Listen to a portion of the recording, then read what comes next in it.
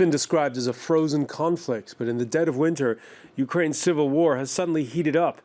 At least 35 killed, the brunt of the fighting in and around the eastern town of Avdiivka, where civilians endure heat and electricity outages in brutal sub-zero temperatures. Why now? Some point to the flare-up following the first phone call between Donald Trump and Vladimir Putin. Is it Moscow testing the West's resolve? Or, as pro-Kremlin media suggest, did Kiev trigger the fighting to rally support in Washington? Over the weekend, Trump spoke on the telephone with his Ukrainian counterpart, but an ambiguous White House statement on restoring peace along the border and a comment by the new president that seemed to defend Putin have sown fresh confusion. Then there's the EU's resolve. It's maintained sanctions on Moscow over Ukraine, but finds itself in a bind over the strings attached to aiding Kiev, which has to liberalize its energy sector. But Mother Nature has been cruel, and a cold winter has everyone wondering whether Ukraine can pay its gas bill and avoid default. Today in the France 24 debate, Ukraine flares up. With us from Kiev, Alex Ryabchin, member of the Ukrainian parliament from Yulia Tymoshenko's Fatherland Party. Thank you for being with us. Yeah, great to be with you. Anna Garmash of the advocacy group Ukraine Action. Nice to see you. And we say hello again to journalist Dmitry Dukochko. Good evening. We'll be joined shortly from Washington by Hannah Thoburn, a research fellow at the Hudson Institute, the France 24 debate. On Facebook and Twitter, the hashtag F24debate. It's a town of 35,000 where residents had painstakingly worked to rebuild their homes after pro-government forces recaptured it from insurgents back in 2014. Avdiivka, where the flare-up started more than 1 week ago. Our correspondent says the last 24 hours have been quieter. However, residents there are still worried. I'm leaving with my family. There are 6 of us here. 4 of us are children. We're leaving because of the military situation. There's no electricity and water. We're just waiting for peace. We don't need any aid. We can manage everything by ourselves if they don't shoot. We're so tired of living in this house for the past 3 years. Europe and America dictate the terms. Alex Ryabchin, did you see this coming, this fighting? Of course, I came from Donbass, so this is my home region. Basically, I lost my home. I'm unable to come there because it's controlled by Russian backup forces. So basically, I know these places very well, and it's terrible things that we are hearing from this city called Avdiivka. But first, I would like to start saying that I would like to protest and object that saying in the beginning of the program that this is a civil war in Ukraine. It's not a civil war. It's definitely the Russian aggression. It's Russia attacked Ukraine, and it's war. It's basically war, not a civil war. We don't have any problem with with Ukrainians living on this territory or Ukrainians living in Crimea. It's basically Russian aggression against our nation. A Russian action against your nation, and yet in eastern Ukraine, the population is split. Our correspondent says so. I would say people would like to have peace there. There are people who have nostalgia again on Soviet Union. There are people who would like to be friendly with Russia. I guess in France, in Germany, in US, people also would like to have good economic ties with Russia, but not the way the Russia forced us to do so. Basically, this is the reality. A lot of the people have relatives in Russia. So we are fine with Russian people. We are not fine with Russian regime, or basically it's Russian regime, not they're afraid of the democratic government in Ukraine. If we will succeed in our reform, it means that Ukrainian state is able to deliver this, is able to live with the European legislative, is able to live with the European level of life. If it is a threat to the Putin's regime in Kremlin. So this is the true reality. We are fine with Russian people. We are not fine with Kremlin. All right, well, we're going to pick up on those points right now, but let me first ask, Anna Garmash, why Avdiivka? Well, this place is a key strategic point, really, because Avdiivka, as Debaltseve, for instance, previously, because there've been a lot of fighting in Debaltseve, for instance, it's a place, it's a transport knot, sort of, because there are train lines that cross there. Also, there is a sort of cookery. I don't really know the English term for that, but there is a plant that transforms coal, which basically feeds a lot of plants and a lot of industrial how should I put this? A lot of Ukrainian industry, pretty much. So there are multiple reasons for that. In terms of transportation, of course, this, I think, is pretty self-explanatory. But if you damage this plant, basically you can damage a lot of Ukraine's industry. So why the flare-up of fighting now? There might be multiple reasons. I think the suggestion that you have expressed in the introduction was maybe right, just because there was indeed on the 28th of January, there was a call between Putin and Trump and President Trump. And however, the content of this call was not very clear. It was not clearly communicated. Apparently they spoke about Ukraine, but you don't really know what exactly they said. Trump has been sending very mixed messages so far.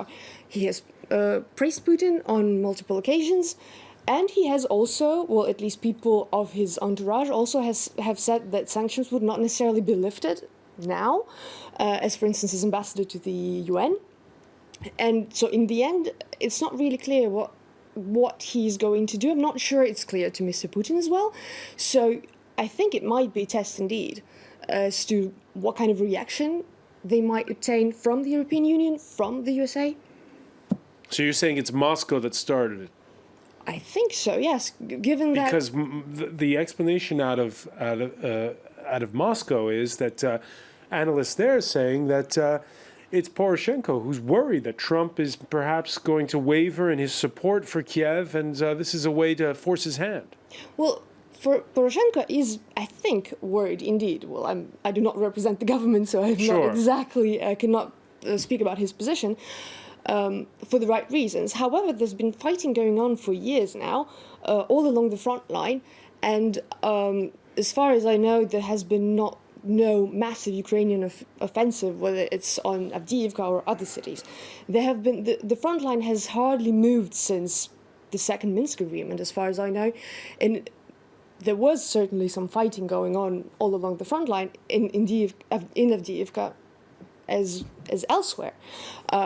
However, there have been, international investigative groups and stuff have actually pointed out that that fighting on the Ukrainian side has increased a few days after the beginning of this of the escalation of violence, like on the 2nd or 3rd of February. So I don't think the Ukrainians, if they have really provoked, have done anything to provoke such an aggressive. Dmitry Dikochko, your thoughts on the. Let me just bring in Dmitry Dikochko on this. Your thoughts on the timing of it and who's to blame for this flare? Well, in fact, the weapons and the heavy weapons, which are contrary to the Minsk agreement, have been started to be moved to the borderline by the Ukrainian forces and militias since the end of December.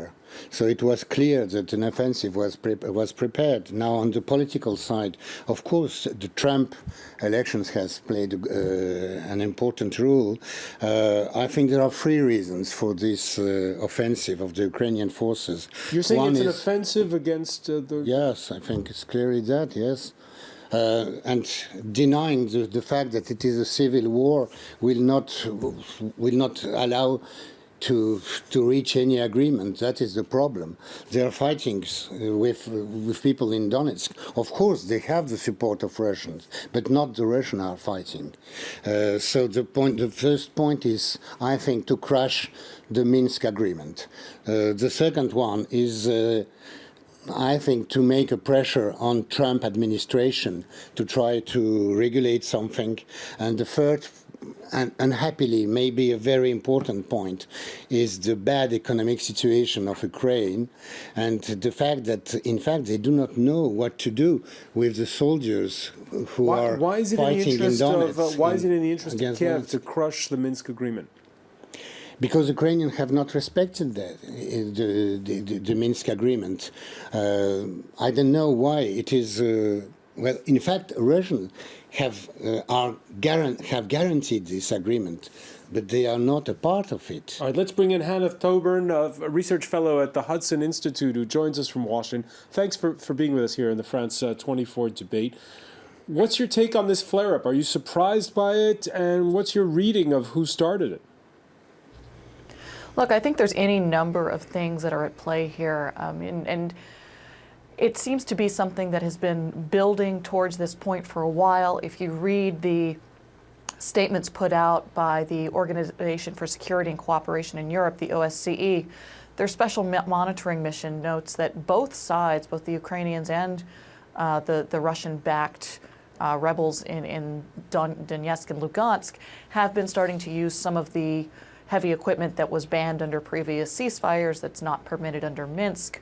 You know, one of the things that's been very much noted here in Washington is that immediately after the phone call between President Putin and President Trump, the fighting accelerated and hit a level that we haven't seen for a very long time. So there's some suspicion here in Washington that this is a kind of push by the Kremlin to see whether or not we're going to get a good response, a strong response out of a brand new president here in the United States. But as you just heard Dmitry Dikochko say, that argument can work both ways, saying it's Poroshenko who could be testing the resolve of the Trump administration and of the West.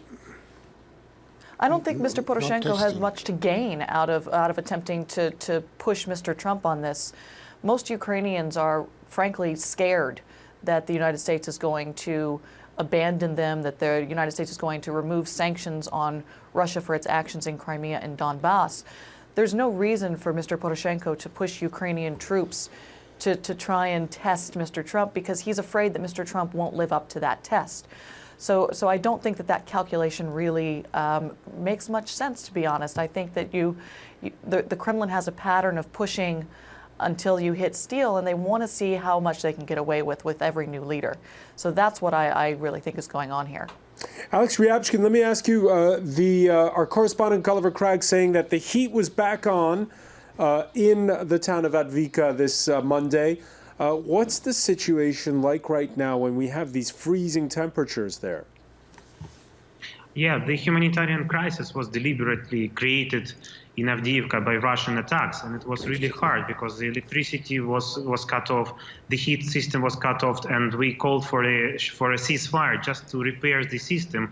And while this fire was guaranteed by Russian side, our repair servicemen came to repair it, but they were killed, shot dead. So this is why we don't trust any Russian world. We don't trust any Russian that they are saying that they are fulfilling the Minsk agreement. They don't, because the first point of the Minsk agreement is a ceasefire. We don't have ceasefire at all.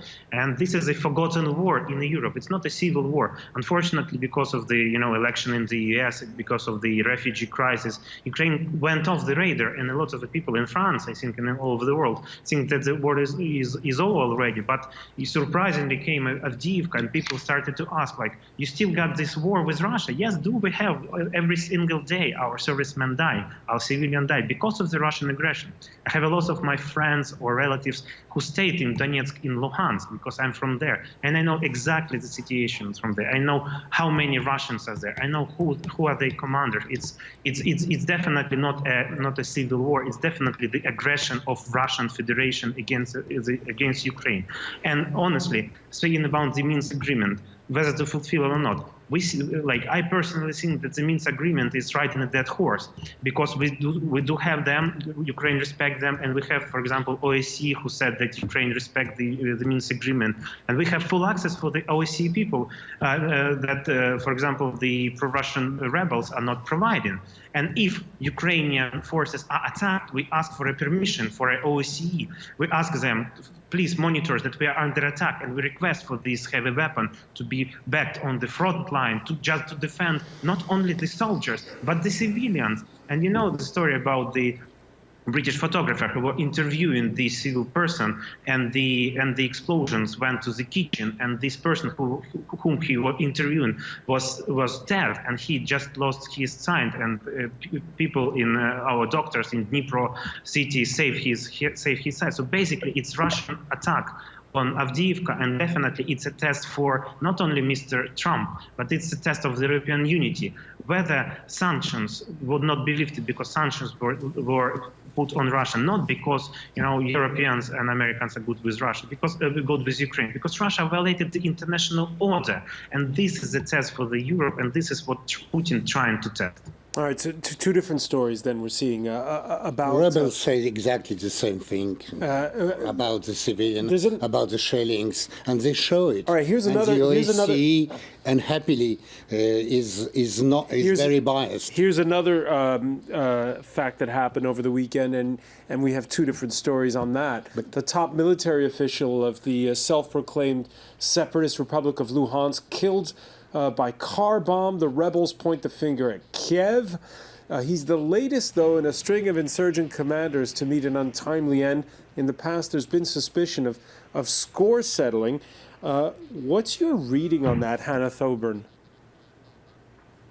Yeah, you're very right that in the past months and even over the past year, you've seen a whole string of these kind of separatist commanders, some of them members of the Russian military, some of them separatists from the region. They all have sort of different provenances, but you have seen these sort of string of murders, and it seems as though each side is very willing to use those deaths against the other, blaming each side for having been involved in those murders. But I think what's perhaps the most likely is that because what you're dealing with in Donetsk and Luhansk are essentially sort of little fiefdoms run by mafia bosses in a certain sense, you have a kind of very volatile situation with different leaders of different factions, even within Donetsk and Luhansk. And it seems to me as though what the situation is really score settling. I think, as you said, it's the different leaders trying to outwit their opponents, different leaders trying to gain ground against their opponents. So to me, it seems much more like an internal conflict within Lugansk and Donetsk rather than something that comes from commissioned by the other side. Russia trying to get rid of its people it doesn't like, or Kiev trying to get rid of people it doesn't like. All right, we're going to pick up on these points when we come back and look more at the international reactions to what's going on. You're watching the France 24 debate.